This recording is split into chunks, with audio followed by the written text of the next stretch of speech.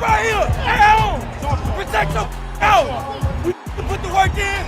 Let's finish. Come on, man. Let's do this. Family up here. 1, 2, 3. Yeah. You see, we dream chase, because that's all we was given to start with. Then we realized the dream was obtainable. Now look at us.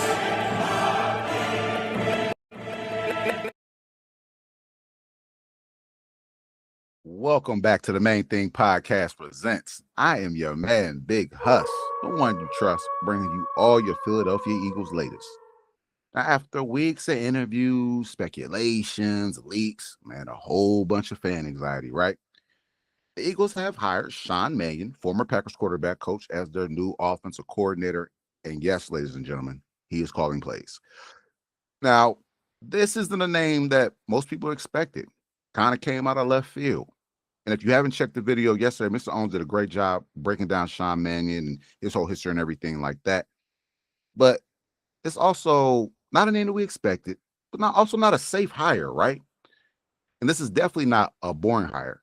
And then peep game. One day later, Eagles doubled down on their coaching change by hiring Josh Grizzard as their pass game coordinator, adding another layer to what is clearly a reshaping of the entire offensive brain trust here, right?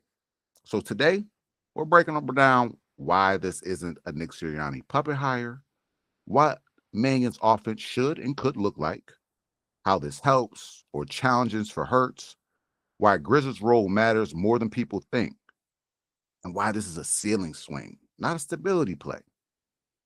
But before we jump into the meat and potatoes on the Main Thing Podcast, how we do, please make sure that you're liking, commenting, and most of all, subscribe to the channel so you don't miss when me and Mr. Owen drop these videos on y'all. Now, Nick Sirianni, he didn't just announce the hire.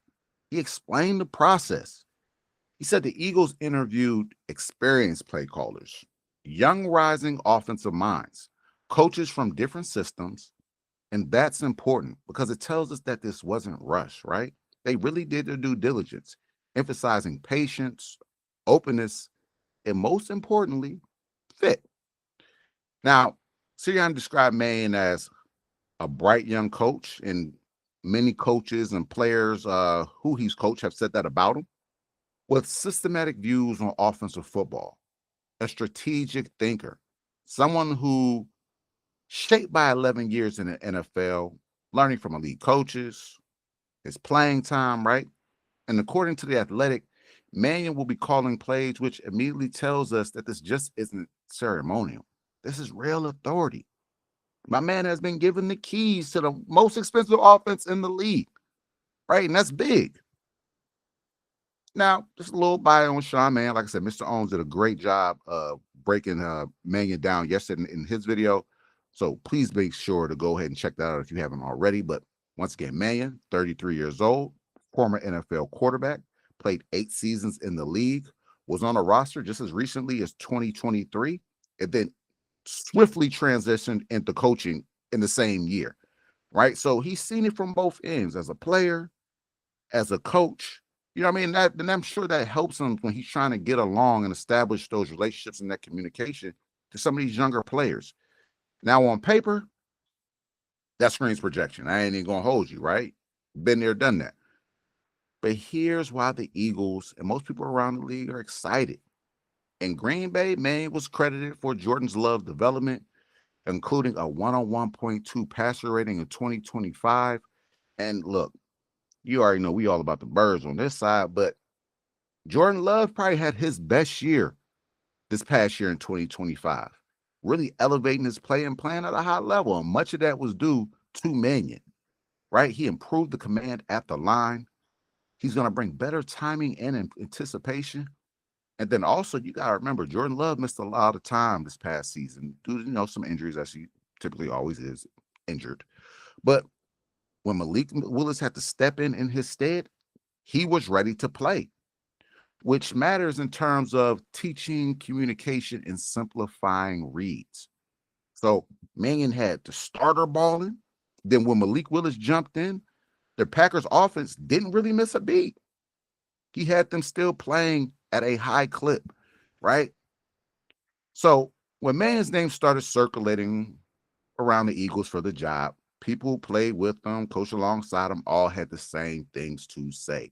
Exceptionally smart, exceptionally prepared, and ready for this moment. And you could say what our last OC, KP Petula, not saying he wasn't smart, but it didn't seem like he wasn't always prepared and wasn't always ready for the moment. So if your OC is not ready for your moment and not always prepared, more than likely your offense is going to be the same way. And we saw much of that in the 2025 season. Now, let's kill this narrative, though, right? This is not a Nick Sirianni hiring of someone to run his offense, right? Mannion has his own DNA. He comes from the Sean McVay, Kyle Shanahan, Matt LaFleur tree, and we all know those three guys, head coaches. One has a Super Bowl. All have great offenses, right? All three of these guys' offenses are produced, and they are great offensive mind. At one point, considered to be some of the youngest and best offensive minds that the NFL had, right? So this tree emphasizes structure, over improvisation, which we needed, right? The improv plays, Hurts out there scrambling, doing his thing, making people, that's great. But let's get a little structure around this. Let's bring this in a bit. Sequencing over isolated play calls, meaning he's going to bring some rhythm. Instead of maybe that one play, that first play was a great call, followed by several bad plays. Everything's kind of marrying itself together, right? There's some rhythm. The pass, the meshing with the run is messing with the pass. It's giving, right? It's giving. And this offense last year was not giving. He's going to force defenses into conflict and not asking the quarterbacks to be superheroes. Now, look, we already know QB1 will throw that cape on any day and carry Philly when he needs to. But to ask that of QB1 on a week-to-week, day-to-day basis, man, that's a lot for anybody. So let's help him out. So he's going to put QB1 in the best position to take advantage of what he sees. Now, if Sirianni wanted continuity, he stays in the house. You elevate somebody from within, somebody who's already been here. If he wanted comfort, he hires a retread, somebody who he's familiar with, right? But instead, he went outside of his coaching ecosystem, and that matters. That's letting us know that Sirianni, he noticed kind of where he went wrong last year. And he's willing to put team above self, the organization above self. He's trying to put this team, this organization in the best position to succeed. If that takes him being a little uncomfortable, then so be it, right? Great leaders have to lead, and he's doing that. Now, what should this offense look like? What should we kind of expect? This is where it kind of gets a little interesting. Way more emotions, way more shifts, and condensed formations. Typically what you would see out of a Shanahan, LaFleur, kind of offense, right? A Sean McVay offense, right? Expect pre-snap movement, the eye candy, right? Get you guessing wrong, get you looking the wrong way when we do something different. More condensed splits, multiple looks from the same formation, right? This offense is about disguise and sequencing, not lining up and just daring you to stop our number one player. Right? AJ Brown's out there to the left, go stop him, right? No, this is about getting the defense to hesitate, getting the defense to bite on false moves, false notes, right? Then it's going to be more attacking of the middle of the field. And we had success here when attacking the middle of the field in Philadelphia last year as an offense. We just didn't do enough of it. So when you look at a Green Bay offense, they lived on crossers, overs, glance routes, play action seams. The Eagles drifted into boundary isolations last year, and that should change real fast. Let's get your guys moving. Scheme them up. And then, as I said earlier, marrying the run with the pass with the run. This system believes that the run and pass should look identical pre-snap. That doesn't give a defense any cues to really go off of, right? If they're running and passing out the same formation and everything's looking the same, I don't know what they're going to do. As opposed to we line up in 12 personnel and it's first down and we know that the Eagles going to run it. Then we're going to go empty and more than likely the Eagles are going to pass it, right? There's a little bit more disguise. So this means more play action tied directly to core runs. potential increases in wide zone, more under center timing, which when we did, I thought in Philly last year, we did well. We just didn't do enough of it. And yes, that's an adjustment for the Eagles. Now, more under center, more play action. We've been clamoring for that all year in Philly, right? Me and Mr. Owens have been beating a dead horse with that one. The under center play action, widening throwing windows, stressing linebackers, slowing them down, right? Creating cleaner reads. Jalen Hurts has historically been efficient here. This will be where growing pains, they might rear their ugly head, but you don't hire Mannion if you aren't afraid of that. You're hiring Mannion because you believe he can get your quarterback through that. Get him to the other side to be the best that he can be. This system is designed to give quarterbacks answers, not just options. And when looking at this Philadelphia Eagles offense last year, we didn't have a lot of answers. It was a lot of running into the teeth of the defense, QB1 trying to do what QB1 does, right? But it's hard walking in knowing you got a test and you don't know what the material is on, right? So this gives us more answers here. That means defined progressions, layered route concepts, rhythm throws, less hero ball. And we don't need that from QB1. Like I said, we know QB1 could put this cape on and carry Philadelphia, carry these Eagles. We've seen them do it time and time again, but that's not what you want out of your franchise quarterback on a routine basis, right? So you're going to get more scheme open targets, movement throws, which benefits Hurts, boots and half rolls, design mobility, not panic mobility, right? Just doing it to do it. And don't overlook this. Hiring a QB coach as an OC matters. Even if Mannion isn't the quarterback coach anymore, his credibility in that room is still real. Like I said, he has a perspective as a player and a coach. As players coming in, I would prefer that. I would want a coach who's been in my position and kind of knows what I'm going through, so we can get past it. He knows exactly what I need. Now, physicality and personnel matter. This is not a finesse offense. Really never has been. Expect more 12 personnel, tighter formations, blocking to be non-negotiable from interior linemen and receivers alike. Shit, wide receivers who don't block, straight up in Philadelphia, they won't play, especially this year. Tight ends who can't handle physical assignments, more than likely, you're going to lose your snaps, i.e. Greg Calcaterra, right? Just for what it's worth. This is cultural as much as it is schematic. Now, let's be honest here. Mannion, he's never called plays in the NFL, has never installed his own offense, is a massive projection hire. This is a bet on the person, not the resume, because the resume, as far as being an OC and a play caller, paper thin, right? There's going to be some terminology changes, some footwork changes on how he wants QB1 to drop back, see things and reads, protection communication issues, right? Especially along the offensive line. Early struggles should be expected, but shouldn't be anything that we panic over. Give them time. Give them time. And it's honestly best for the offense and Hurts and everybody now that we got Mannion in here when we did. So we have this entire offseason, this entire draft, OTAs and everything else, where player and coach can get familiarized with one another, right? Now, here's where it gets a little layered, though. According to Adam Schefter, the Eagles hired Josh Grizzard as pass game coordinator. That's big for a couple reasons. More than likely, KP will not be in the building come 2026 after this hire, just being honest, right? But Grizzard, now, he was a finalist for the OC job at one point in Philadelphia.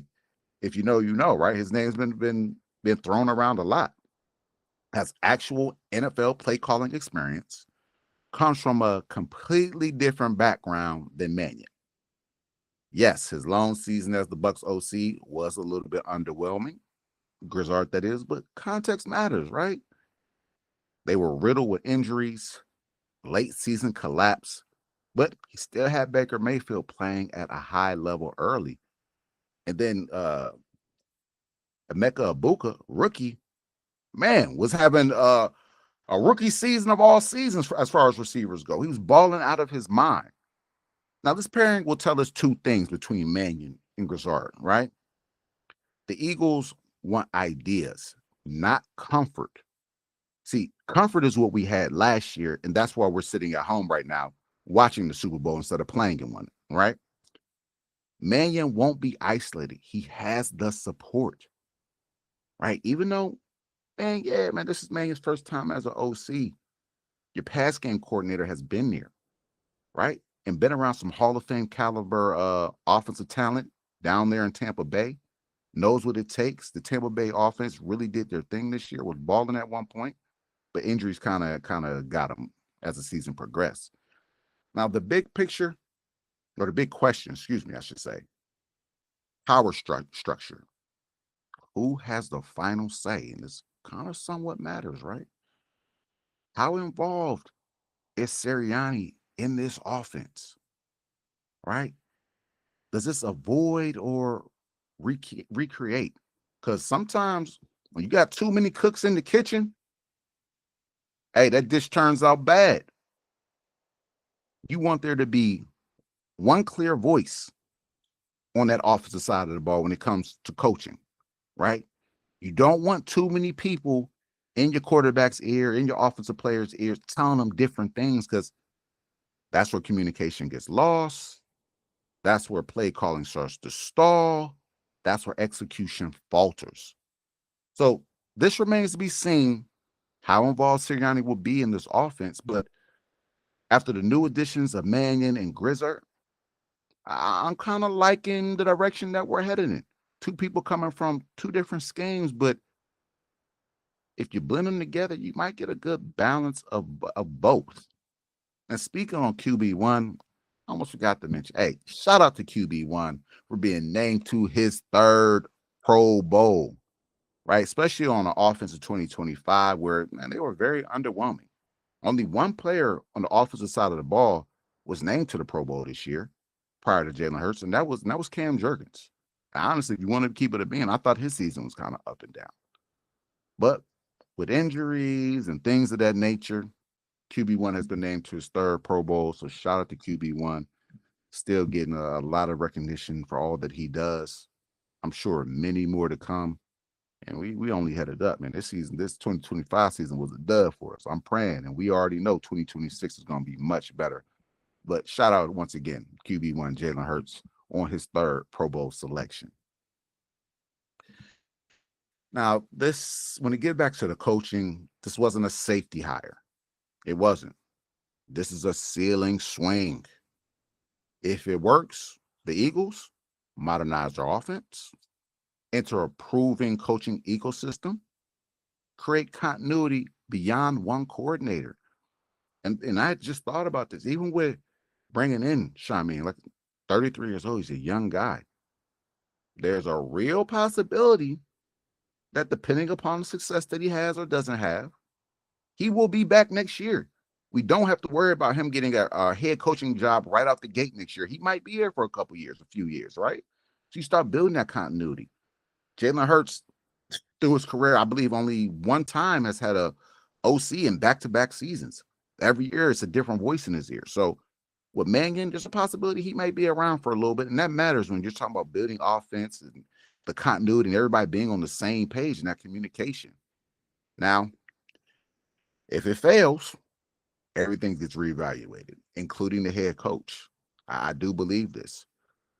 So we are in a great position, right, to see what actually happens. I believe right now, even though we didn't get maybe the name that as Eagles fans and everything that we wanted, I believe this is a solid hire. And then bringing in Grizzard to kind of help him further along his career as far as offensive coordinator goes and giving him that experience and knowledge, I believe it was a great move by Howie Roseman and Jeff Lurie, Nick Sirianni, and them really shoring up the offensive side and the leadership on that side of the ball. Now, things are going to look different. It's going to feel uncomfortable at times. But for the first time in a while, it's feeling real intentional. Now, hope everyone had a great week. More videos to come from me and Mr. Owens. You already know how the Main Thing podcast gives it up. You feel me? But till next time, look, stay blessed, stay safe, stay warm. And if you don't know, I go by Big Huss. This is the Main Thing podcast, man, where we keep the main thing the main thing. Till next time, this flag will fly till we die. And y'all know the vibes. We out, man. Stay blessed. It was I was gonna make a lot of money doing what I wanted to do. I went after it, and it was a struggle to achieve it. But you know what? I caught that bitch. Dream chasing.